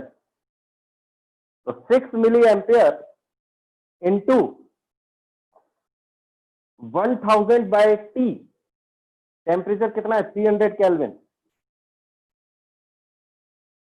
और इंटू डीवी, डीवी की वैल्यू कितनी है 0.01। तो ये आ गया हमारे पास डी आई। किसी को कोई दिक्कत है तो पूछ सकता है, हो जाएगा? यस सर, मैं जरा स्टार्टिंग से तीसरा स्टेप क्लियर नहीं हुआ सर। कौन सा तीसरा स्टेप, ये वाला? Yes sir. अरे हमें देखो किसकी वैल्यू नहीं पता, इसकी वैल्यू नहीं पता। Yes sir. तो इसकी वैल्यू के लिए हमने क्या किया, इसकी डेफिनेशन आई जो था उसी की डेफिनेशन का यूज किया, और आई कितना है 5 मिली एम्पियर, तो आई की वैल्यू 5 मिली एम्पियर रख दी, और इसकी वैल्यू निकाल ली हमने e to the power 1000 v/t की, ओके सर, और फिर उसको उसमें पुट कर दिया। Okay sir, thank you. ठीक, चलो बहुत ही बढ़िया। 12th क्वेश्चन, उसके बाद आता है क्वेश्चन नंबर 15। तो क्वेश्चन नंबर 15 देखते हैं। Student measure the time period reported mean time, ये सर? मुझे शायद नहीं, हाँ सर इसमें पार्शियल डिफरेंशिएशन नहीं कर सकते ना किस वाले में, सर? इसी क्वेश्चन में 12th में। पार्शियल डिफरेंशिएशन इसमें किसके कर सकते हो, पर उससे फायदा क्या है? सर मतलब e की पावर 1000 v/t का कैसे हम करेंगे पार्शियल डिफरेंशिएशन? इस पूरे को एक अलग क्वांटिटी माननी होगी, ये पूरी एक अलग क्वांटिटी है, फायदा क्या है उससे? मैं सजेस्ट नहीं करूंगा कि तुम पार्शियल डिफरेंशिएशन पे जाओ, सोचना भी मत। Yes sir. ठीक है, तो 15th क्वेश्चन देखते हैं। Student measure the time period of 100 oscillations of a simple pendulum 4 times. एक बार आ रहा है 90 सेकेंड, एक बार आ रहा है 91, और एक बार आया उसका 95 एंड 92, 4 रीडिंग ले ली। मीन टाइम पूछा है, तो मीन टाइम कैसे निकालो, डिवाइड बाय 4 कर दो, तो ये आ गया हमारे पास T मीन, और ये कितना हो गया है 92 सेकेंड। सभी में दिया है तो इसकी तो कोई दिक्कत ही नहीं है। अब बात आती है डेल्टा टी की, डेल्टा टी मीन। ओके, तो minimum division in the measuring clock is 1 second. Okay, तो देखो जरा डेल्टा टी मीन कैसे निकालोगे, डेल्टा टी 1 का मॉड प्लस डेल्टा टी 2 का मॉड, डेल्टा टी 3 का mod and plus delta T 4 का mod and divide by 4।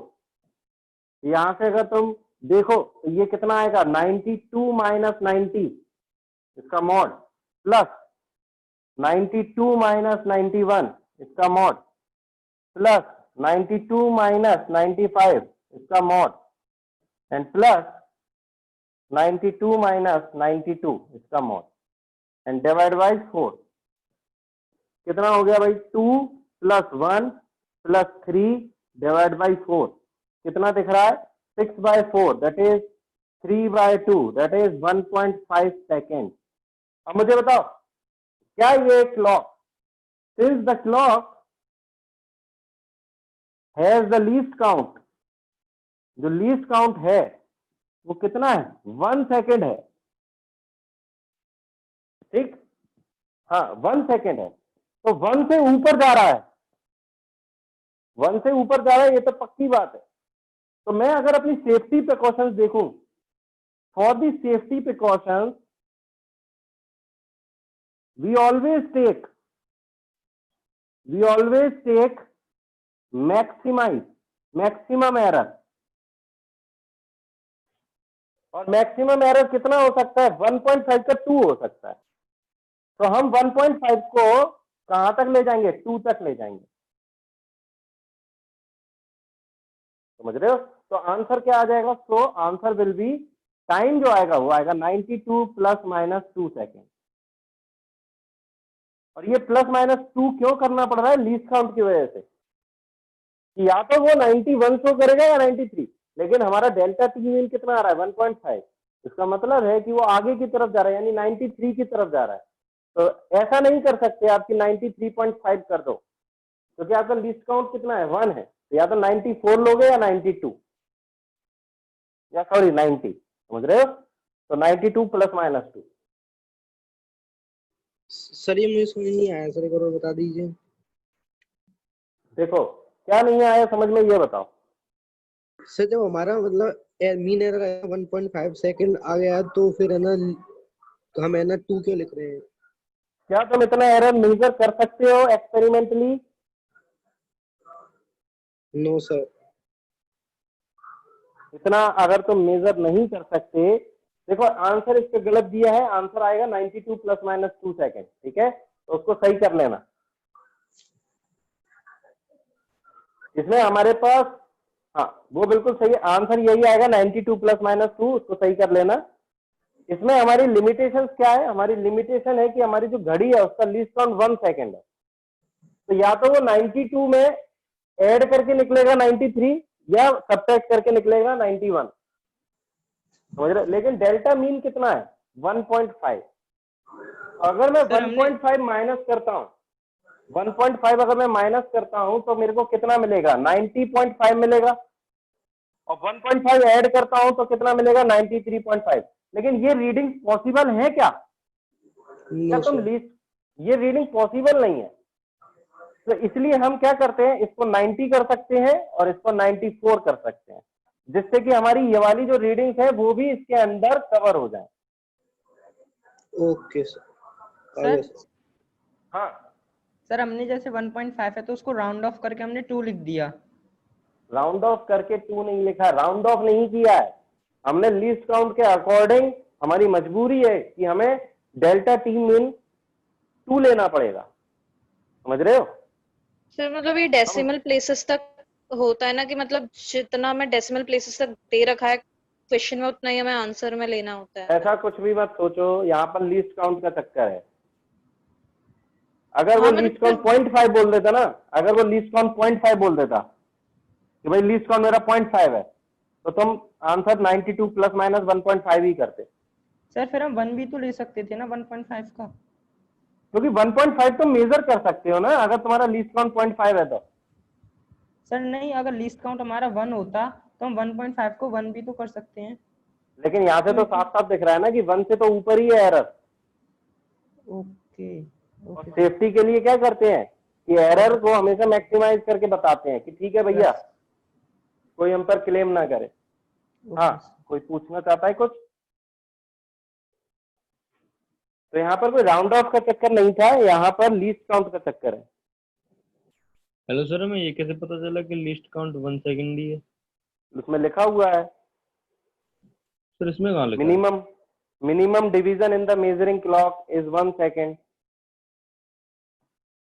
Okay sir अगर यहाँ पर सर राउंड ऑफ का नहीं है तो सर हम ऐसे तो 3 भी ले सकते थे। 3 तो ले सकते थे, पर एरर कितना दोगे तुम? एक बात बताओ, क्या तुम इसमें 94 मेजर नहीं कर पाओगे? अगर तुम 3 लेते तो तुम आंसर देते 92 ± 3, तो तुम बोलते या तो हम 95 मेजर करेंगे या 89, और मैं तो तुमसे ये बोल रहा हूँ कि मैं तो 90 भी मेजर कर सकता हूँ, समझ रहे? तो तुम्हारी जो सुटेबल रेंज है वो 90 से 94 तक की है, क्योंकि इतना तो तुम मेजर कर ही सकते हो ना, तो तुम तो जितनी एक्यूरेसी हो सकती है उतना दोगे। सर हाँ हेलो सर, क्वेश्चन बोलो। नंबर 14 में, सर क्वेश्चन नंबर 14 में सर एरर बता दो सर, 0 एरर, पॉजिटिव होगा नेगेटिव, इसमें कंफ्यूजन है सर। अच्छा चलो देखते हैं। वैसे तो हो गया क्वेश्चन। 14th में अगर हम देखें तो दोनों को कॉन्टेक्ट में लाया गया, 0 of the main scale is बेयरली visible. Okay,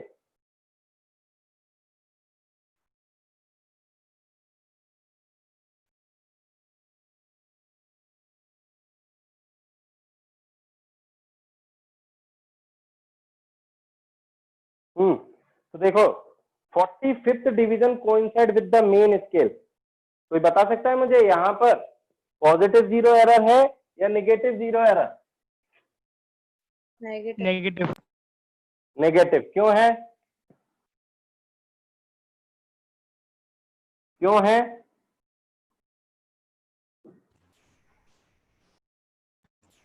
sir वो थोड़ा टाइटली हो चुका है, पहले से टाइट है। अगर देखो उसने ये बोला कि 0 नहीं दिख रहा,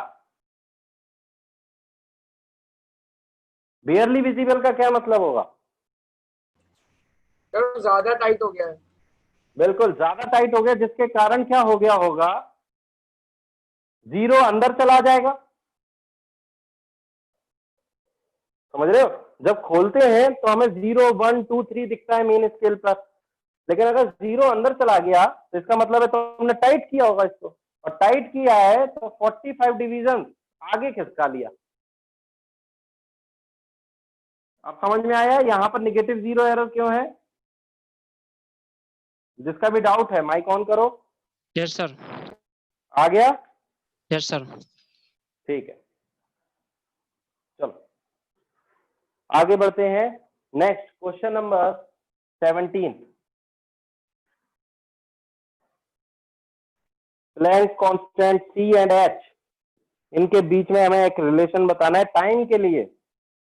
तो टाइम को मान लो डिपेंड करता है time is proportional to h की पावर x g की पावर y और स्पीड ऑफ लाइट c की पावर z। क्या दिक्कत आ रही है? प्लैंक कांस्टेंट की यूनिट एंड डायमेंशन नहीं पता क्या?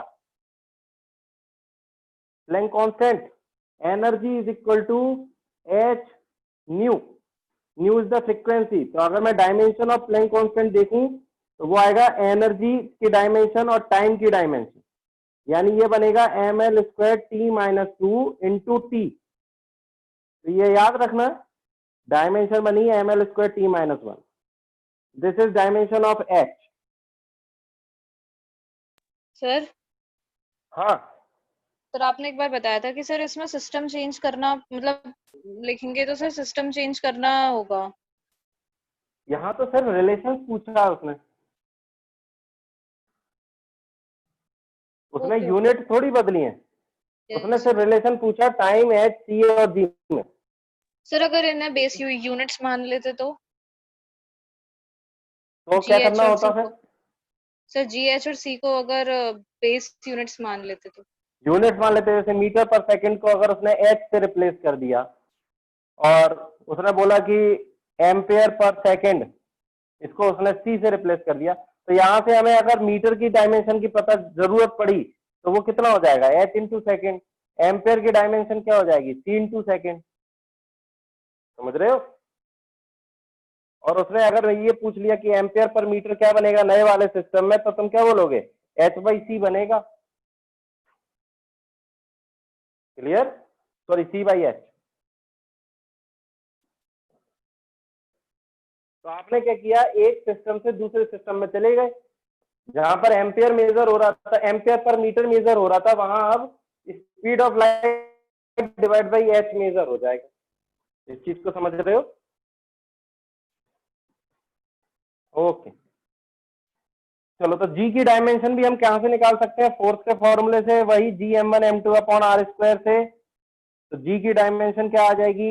mlt माइनस 2 और divide bye sorry into L square और डिवाइड बाई एम स्क्वायर। यहाँ से बन जाएगा m की पावर -1, l की पावर 3 और t की power -2। This is the dimension of g। और c तो पता ही है तुम्हें, स्पीड ऑफ लाइट lt -1। अब इन सभी को यहाँ रख देना और x y z निकाल देना, टाइम का रिलेशन आ जाएगा। क्लियर है? बोलो कुछ, हाँ या ना? Yes sir. नहीं, ठीक। सर ये F क्या है? Force, force, gravitational force. ये मत पूछा करो इस तरीके के क्वेश्चन, फोर्स क्या है। चलो इसके बाद हम आते हैं 20 to 30। बताओ भाई, 20 to 30। ओके, 22 आ रहा है विपुल का, आयुष का भी, मेरे ख्याल से सर 22 ही है। 21 छोड़ना था ना? तो 21। हाँ 21 छोड़ना था, बिल्कुल सही है। तो 22 एंड 25 देखते हैं। 21 छोड़ना है। In the cube central point से हमें कहा जाना है? ओके, तो O इज द ओरिजिन। ये नहीं कर पाए, एक क्यूब है,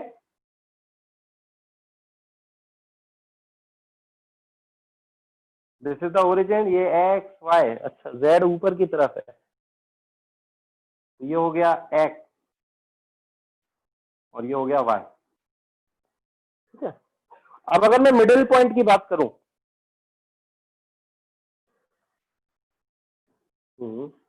central point of the face ABOD।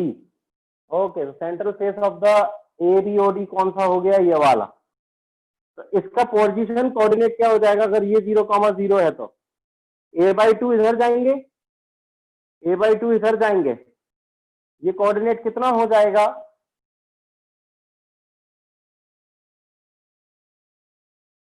X में आगे बढ़े a/2, y में तो 0 ही रहा, ये वाला जो कोऑर्डिनेट हो गया ये हो गया a/2, 0, a/2।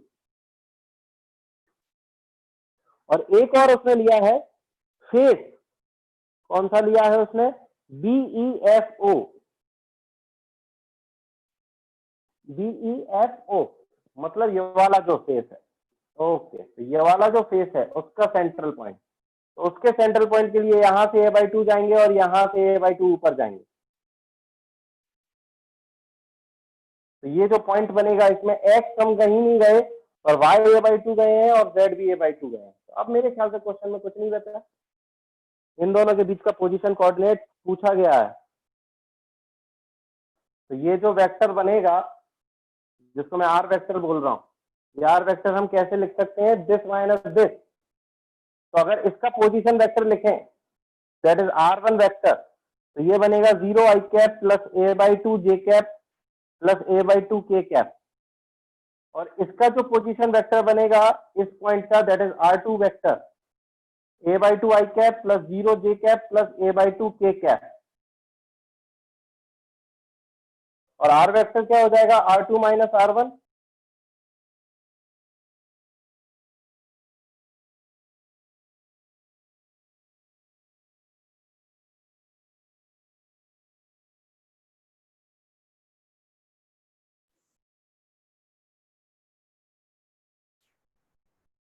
मेरी आवाज आ रही है? Yes sir. एक मिनट रुको। तो हो गया ये क्वेश्चन। पूछा क्या है इसमें? The vector from the central point of the face to this face. तो ये हमारा फाइनल बन जाएगा, तो ये फाइनल बनेगा। तो r1 से लेकर r2, तो ये फाइनल माइनस इनिशियल। कुछ भी नहीं है इस क्वेश्चन में। इसके बाद आता है question 25। Two vectors have the equal magnitude और a प्लस b का जो वेक्टर है is n times the magnitude of a minus b। Okay, तो a प्लस b वेक्टर का जो मैग्नीट्यूड है वो n टाइम्स है a vector of minus b vector का मैग्नीट्यूड के। और हमें गिवन क्या है? गिवन है magnitude of a that is equal to magnitude of b। तो हम a प्लस b के मैग्नीट्यूड को क्या लिखते हैं? अगर a और b के बीच का एंगल थीटा मान लेते हैं, this is a and this is b, इन दोनों के बीच का एंगल थीटा। तो हम यहां पर देखेंगे तो ये क्या बनेगा? Under root mod a square plus mod b square plus 2 mod a mod b cos theta. और ये बनेगा n times under root mod a square plus mod b square minus 2 mod a mod b cos theta equal to n times. तो अब मैं यहां पर squaring कर रहा हूं बोथ द साइड। स्क्वायरिंग अगर करेंगे क्या बनेगा? Mod a square mod b square plus 2 times of mod a mod b cos theta that is equal to n square mod a square plus mod b square minus 2 mod a mod b cos theta. और अब mod a और mod b को क्या कर देना है? बराबर। तो कुछ नहीं बचा अब इस क्वेश्चन में। तो जब बराबर करोगे तो क्या बन जाएगा? 2 mod a square plus 2 mod a square into cos theta that is equal to n square 2 mod a square plus 2 mod a square cos theta, sorry minus का। मॉड a स्क्वायर से मॉड a स्क्वायर सब cancel हो गए, common लेकर 2 से 2 cancel हो गए। बचा क्या? 1 प्लस कॉस थीटा यहां बचेगा और यहां बचेगा n square 1 minus cos theta. ठीक है, तो मैं अगर कॉस थीटा कॉमन ले लूं तो मेरे पास बच रहा है 1 प्लस n स्क्वायर और यहां से बचेगा n स्क्वायर माइनस 1। तो कॉस थीटा कितना हो गया? n square minus 1 upon n square plus 1। This is our cos theta. हो जाएगा। तो थीटा निकालना है यहां से, तो थीटा कितना आ गया यहां से, cos inverse N square minus 1 upon N square plus 1। Third, किसी को कोई डाउट है तो पूछ सकता है, पूछो जल्दी से अगर कोई डाउट है तो। सर यहाँ पे ये cos थीटा बाहर निकाला तो ये n स्क्वायर कैसे हो गया? एन स्क्वायर कैसे हो गया, मतलब ये तो मैथमेटिक्स है यार, स्क्वायरिंग करिए ना, एन स्क्वायर का मल्टीप्लाई करो अंदर, तो N square minus N square cos theta. अच्छा ठीक है। ऐसी बातें कर दी तुमने, तो बड़े हो गए।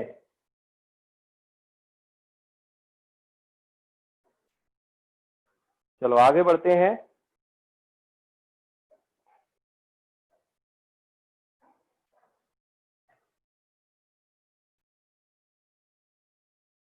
ठीक है, इसके बाद हमारा 30 क्वेश्चन तक यहाँ पर डिस्कशन होता है मेन। हाँ सर बोलो। यंग्स मॉड्यूलस का वो क्या होता है, डायमेंशनल फार्मूला यंग्स मॉड्यूलस का? Simple force upon area. Okay sir. ठीक है, चलो बाकी अब नेक्स्ट क्लास में जब हम मिलेंगे तब आगे के 30 क्वेश्चन। ठीक है, तो नेक्स्ट 30 क्वेश्चन। हाँ सर यंग्स मॉड्यूलस को सर कोएफिशिएंट ऑफ इलास्टिसिटी भी कहते हैं ना? हाँ बिल्कुल, मतलब उसकी डायमेंशन सेम होगी, अलग अलग नहीं। और कोएफिशिएंट ऑफ इलास्टिसिटी को यंग्स मॉडुलस ही बोलते हैं, बिल्कुल सही है। और यंग्स मॉडुलस का जो डायमेंशनल फॉर्मूला आएगा that is force upon area.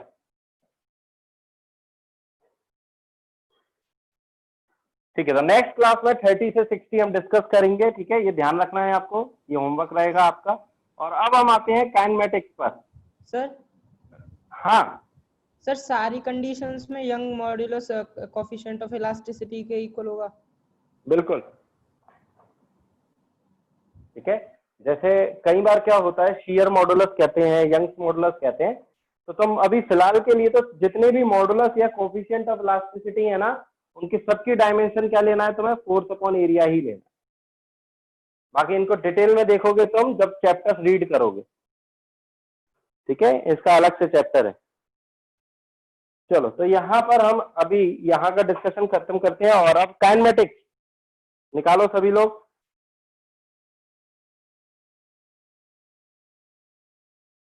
सबने की है?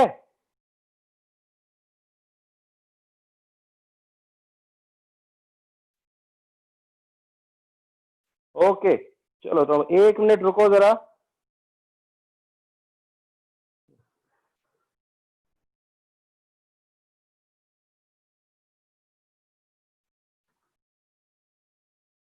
तो 1 मिनट, मैं क्वेश्चन लिख रहा हूं 1 to 10, जल्दी से बताओ मुझे 1 to 10। Fifth question, 7th and 10th question. Okay, 10 to 20, 10 to 20, 15, 19, 16, 13। Okay, शायद यहां पर 8th भी था। 20 to 30, 20 to 30 निकालो। 21, 23, 29, 21, 23, 29, 27। ओके, ठीक है, 24 and 30। बहुत बढ़िया, लाइन लगा दी तुमने। 30 to 40, 30 to 40।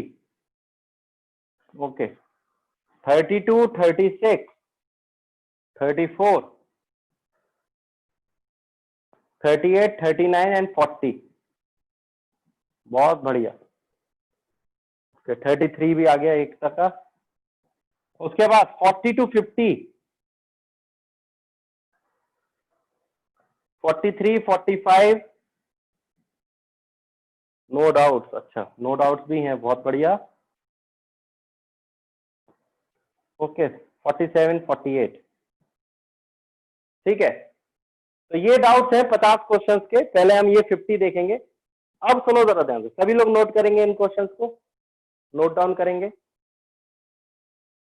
मैं टाइम दे रहा हूँ सभी को नोट डाउन करने के लिए या टिक करने के लिए, जो भी है टाइम दे रहा हूँ मैं 30 सेकेंड। हाँ सर स्क्रीनशॉट ले लिया सर, ग्रुप में सेंड कर देंगे। एक दो क्वेश्चंस में सर कॉन्सेप्चुअल डाउट है बस।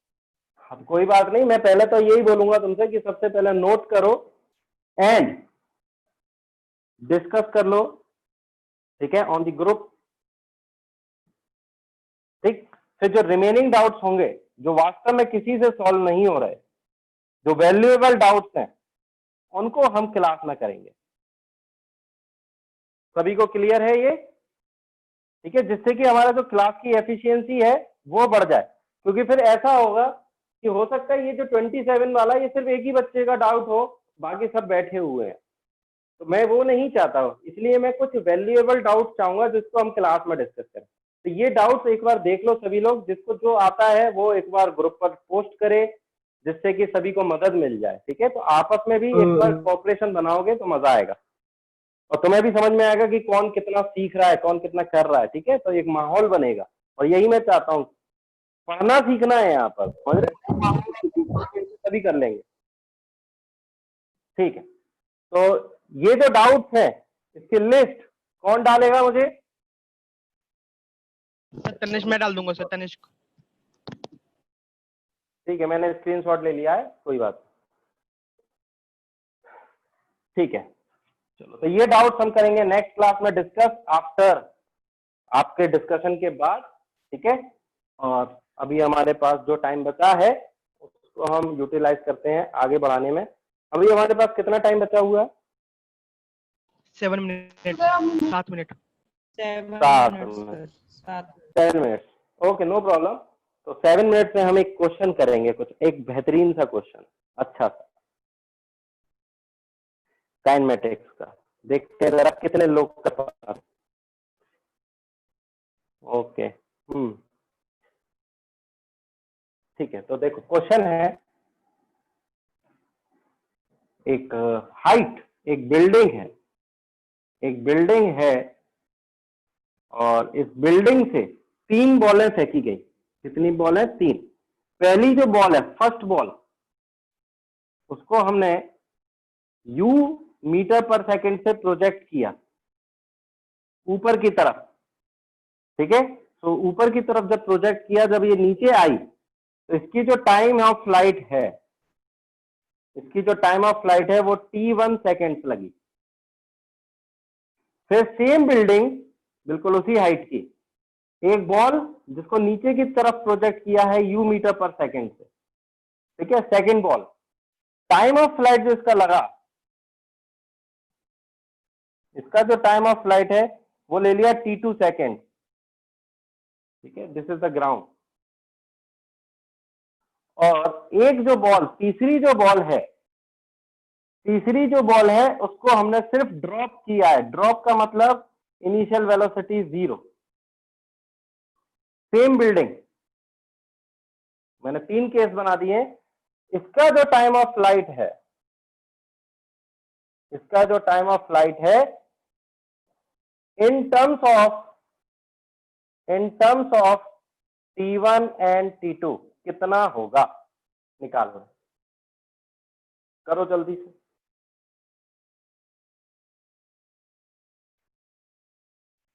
फर्स्ट वाले को आपने ऊपर भेजा है, हाँ, और दूसरे वाले को नीचे, और तीसरे वाले को ड्रॉप कर दिया। तो हमें तीसरे वाले का जो टाइम ऑफ फ्लाइट लगेगा वो बताना है in terms of t1 and t2। Sir अगर हम पार्टिकल को ड्रॉप करते तो इसका मतलब उसका u0 लेते हैं। u0, बिल्कुल, ड्रॉप मतलब रिलीज करना यानी u0। और प्रोजेक्ट करना होता है अगर कोई वेलोसिटी दे रहे हो आप। करो जल्दी से।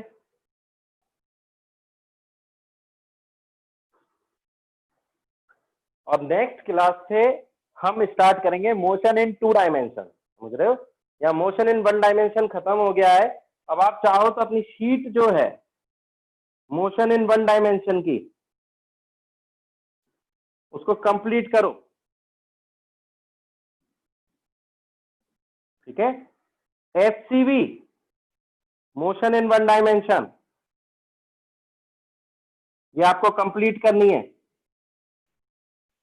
ठीक है। डिस्कशन जो होना है नेक्स्ट हो गया सर एग्जांपल्स भी। हाँ एग्जांपल्स भी। डिस्कशन जो होगा अगली बार, जरा देखो मेंस का जो क्वेश्चन है एरर एंड मेजरमेंट वाला, ठीक है, 30 to 60 क्वेश्चन, ठीक। और जो वन डायमेंशन के एलिमेंट्री क्वेश्चंस हैं, समझ रहे हो, एलिमेंट्री,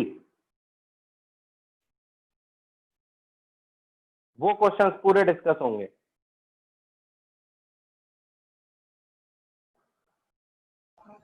सर हाँ सर शीट में एक क्वेश्चन में सर पार्टिकल को किसी बिल्डिंग से हॉरिजॉन्टली फेंका है तो सर उसकी ग्राउंड पे वेलोसिटी कैसे निकालेंगे?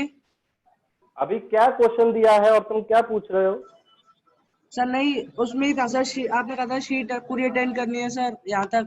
अच्छा अच्छा, तो ऐसे फेंका गया है, तो यहाँ पर ये 2 डायमेंशन का क्वेश्चन हो गया, हम 2 डायमेंशनल में देखेंगे इसको, समझ रहे हो, ये 2 डायमेंशन में जाएगा। तो मैं अभी जितने नहीं बन रहे उनको छोड़ देना, तो जो बन रहे हैं उनको करते जाना। अगर वो छोड़ने वाले होंगे तो मैं डिस्कशन में बोल दूंगा कि वो हम मोशन इन 2 डायमेंशन में देखेंगे। जैसे ये वाला क्वेश्चन है ना, ये मोशन इन 2 डायमेंशन में देखेंगे आप।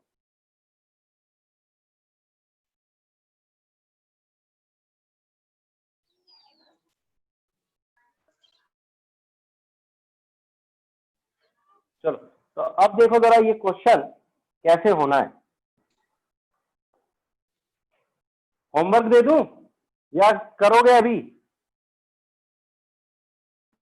होमवर्क दे दो सर। होमवर्क दे दीजिए सर। अभी तुम्हारे पास 2 मिनट है ना? सर सोच के मतलब देख के मतलब सोच के करना पड़ेगा सर ये। अच्छा थीम बताओ, थीम कैसे करोगे? बस थोड़ी सी हिंट दे दो, जितनों को हिंट आ रही है।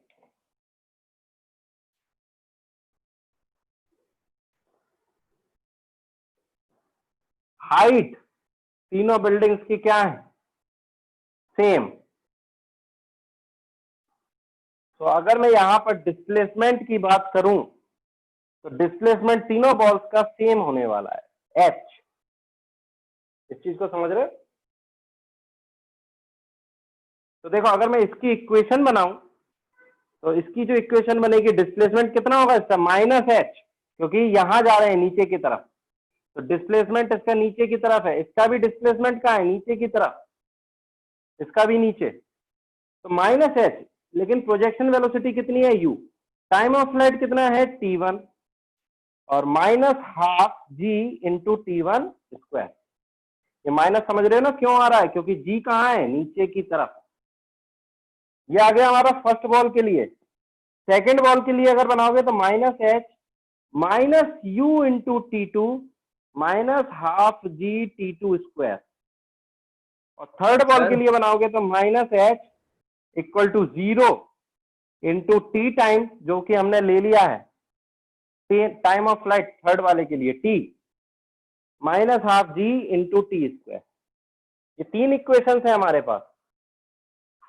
हर्ष का आंसर आ चुका है, वेरी नाइस वेरी नाइस। कुछ भी नहीं बचा इस क्वेश्चन में अब। सर इसको ऊपर भी तो फेंका गया है पहली वाली बॉल को, तो उसमें फेंक दिया डिस्टेंस ना और ऊपर, तो डिस्टेंस तो और चलना पड़ेगा ना इसको। डिस्प्लेसमेंट लेते हैं या डिस्टेंस लेते हैं? अच्छा सॉरी डिस्प्लेसमेंट। और डिस्प्लेसमेंट हमेशा कहां से कहां होता है? इनिशियल पोजीशन से लेकर फाइनल पोजीशन, ठीक है। तो इनिशियल पोजीशन ये है, फाइनल पोजीशन है नीचे, तो डायरेक्शन कहां हो गई इसकी? नीचे की तरफ, इसलिए ये माइनस आया, ठीक है। तो अब मेरे हिसाब से तुम आसानी से आंसर निकाल सकते हो, ऐसा कुछ भी नहीं बचा इस क्वेश्चन में अब, ठीक है। तो यहां से अगर हम टाइम ऑफ फ्लाइट निकालें ये टी, तो हमें किसकी जरूरत पड़ रही है? एच की।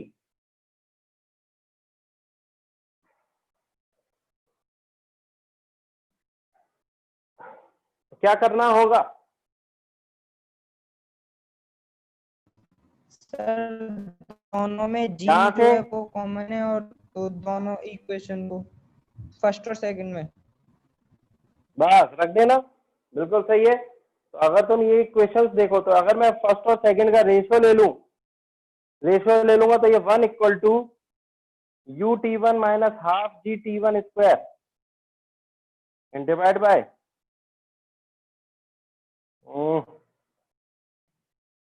या ऐसा करो, तो मैं सिर्फ चाहिए क्या, अंडर रूट 2h बाई जी। यहां से लिख लो u equal to minus H plus half ji T one square and divide by T one, और नीचे वाले से भी जो u आएगा वो लिख लो minus H plus half ji T two square divide by T two, minus के साइन के साथ, तो ये प्लस हो जाएगा और ये माइनस। और अब ले लो रेशो, तो जब तुम रेशो लोगे इन दोनों का तो ये बन जाएगा 1 equal to T two by T one, और अंदर क्या बचेगा माइनस एच प्लस हाफ जी टी वन स्क्वायर, और इधर बचेगा प्लस एच माइनस हाफ जी टी टू स्क्वायर।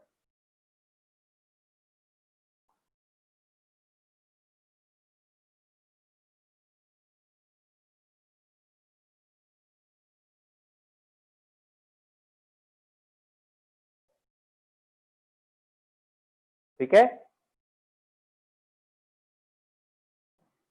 और यहां से जब तुम वैल्यू निकालोगे अंडर रूट 2h बाई जी की यहां से, तो निकाल के देखना, फिर फाइनली मुझे बताना कितना आ रहा है आंसर।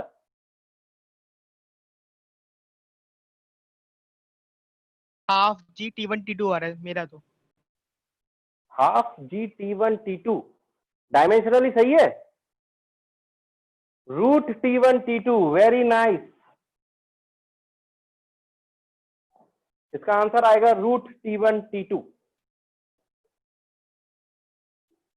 ठीक है, एक बार करके देखना सभी लोग। आंसर मैंने बताया है root T1 T2 is the right answer. Half G T1 T2 कहां से आएगा, ये तो डायमेंशनली गलत हो जाएगा। h की वैल्यू आ रही होगी, h की वैल्यू आ रही होगी ये। हाँ, root T1 T2 is the right answer, बिल्कुल। चलो, तो यहाँ की क्लास हम यहाँ पर समाप्त करते हैं। आज की 3 फॉल हमने खत्म कर लिया। ठीक है, बाकी सारी चीजें अब नेक्स्ट क्लास में देखेंगे। मोशन इन 2 डायमेंशन स्टार्ट करेंगे, मोशन इन 2 डायमेंशन स्टार्ट करेंगे इन द नेक्स्ट क्लास। ठीक है, और होमवर्क का ध्यान रखना, डाउट डिस्कशन ग्रुप पर हो जाने चाहिए। Selected doubts will be discussed there. ठीक है, चलो तो मिलते हैं नेक्स्ट क्लास में। तब तक के लिए पढ़ते रहो बढ़िया तरीके से, कोई एफिशिएंसी में डाउनफॉल नहीं होना चाहिए, फोकस बना रहना चाहिए।